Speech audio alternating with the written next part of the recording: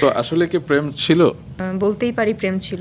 ঢাকায় চলচ্চিত্রের আলোচিত নায়িকা পূজা চেরি, প্রযোজক আব্দুল আজিজকে ঘিরে সাম্প্রতিক সময়ে বিনোদন অঙ্গনে আর নতুন করে সমস্যা নেই। শুরু হয়েছে পুরনো প্রেমের অবশ্যই করব। গুঞ্জন। সামাজিক যোগাযোগ মাধ্যম থেকে শুরু করে বিভিন্ন আড্ডা, সবখানে এই বিষয়টি আলোচনার কেন্দ্রবিন্দুতে। সাম্প্রতিক মাছরাঙা টেলিভিশনে একটি ইন্টারভিউতে পূজা চেরি তাদের প্রেমের সম্পর্ক নিয়ে মুখ খুলেছেন। মূলত বিভিন্ন সময় একই অনুষ্ঠানে উপস্থিতি, কাছাকাছি সময়ে ভ্রমণ এবং কিছু ব্যক্তিগত মুহূর্তের ছবি ভিডিও ঘিরে এই গুঞ্জনের সূত্রপাত। যদিও এসবের কোনটি আনুষ্ঠানিকভাবে সম্পর্কের প্রমাণ নয়, তবুও ভক্তদের মধ্যে কৌতূহল বাড়তে যথেষ্ট।